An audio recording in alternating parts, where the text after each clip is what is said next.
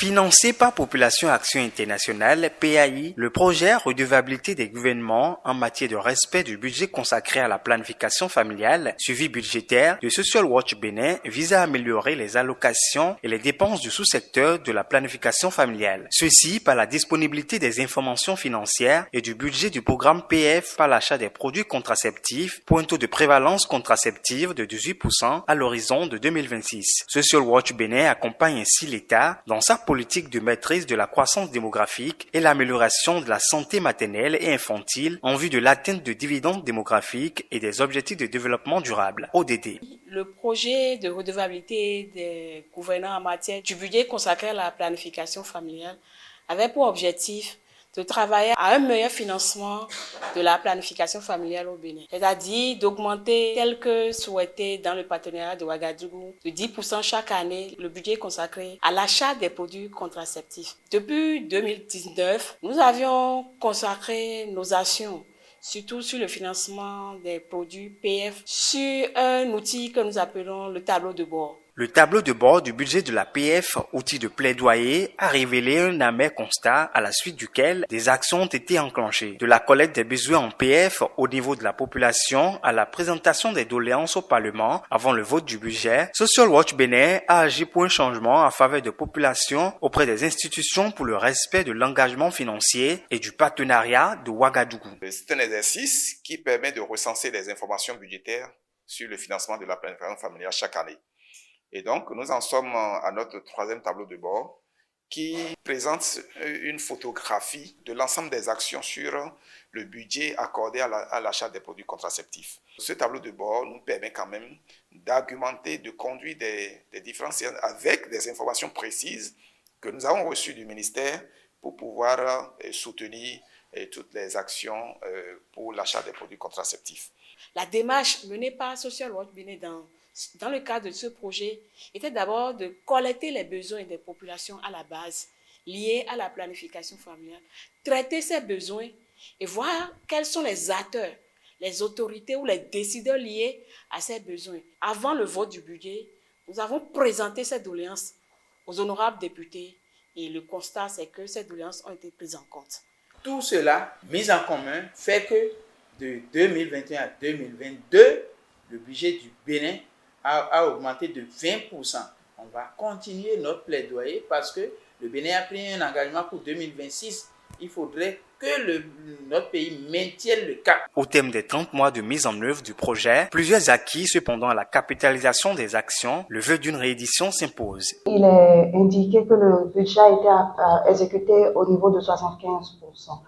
Pour nous, c'est déjà une prouesse, même si nous pensons qu'il faut améliorer ce taux d'exécution pour une meilleure couverture sur le plan national des questions relatives à la planification familiale. Nous avons un mandat, mais la société civile travaille sans mandat, qui veut dire qu'en tout moment, là où la société civile a encore toute mon estime, c'est que les membres ne viennent pas seulement remplir une formalité. À travers leurs préoccupations, on sent qu'ils parcourent très souvent le budget. Nous avons acquis assez de connaissances. Ce projet nous a renforcés en matière de suivi budgétaire, en matière d'élaboration du budget, comment le gouvernement élabore le budget national, donc le processus d'élaboration. Aujourd'hui, nous avons une meilleure appropriation des indicateurs sur la transparence budgétaire.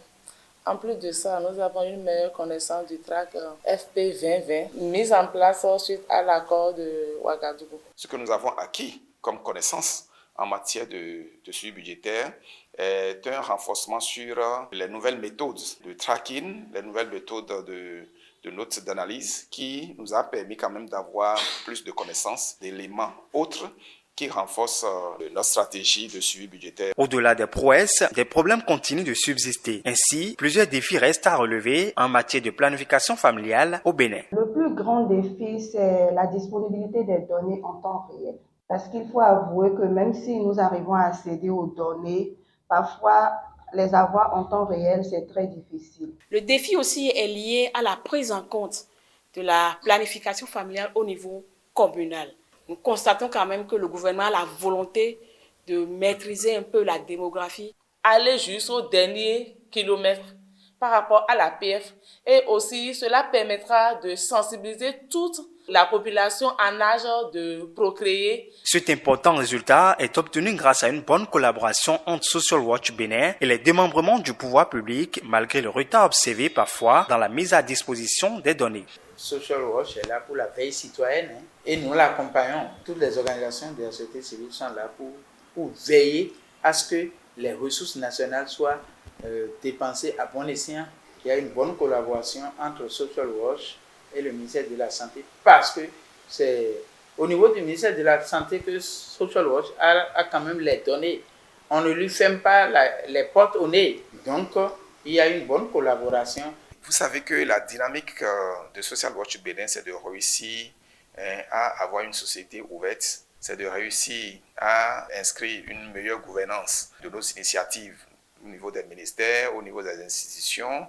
C'est de réussir à instaurer quand même un climat social, que la population puisse véritablement bénéficier des actions de l'État. Il faut travailler à cela à chaque fois que nous avons l'occasion de le faire pour que le suivi citoyen soit vraiment inscrit dans les priorités du ministère de la Santé. La mise en œuvre des réformes de finances publiques ayant donné aux OSC des droits a favorisé une contribution de qualité dans le débat budgétaire pour une meilleure prise en compte des besoins des bénéficiaires. Cette participation citoyenne au processus budgétaire est importante car elle renforce la veille au niveau des politiques publiques et améliore la qualité des services offerts aux populations par l'État.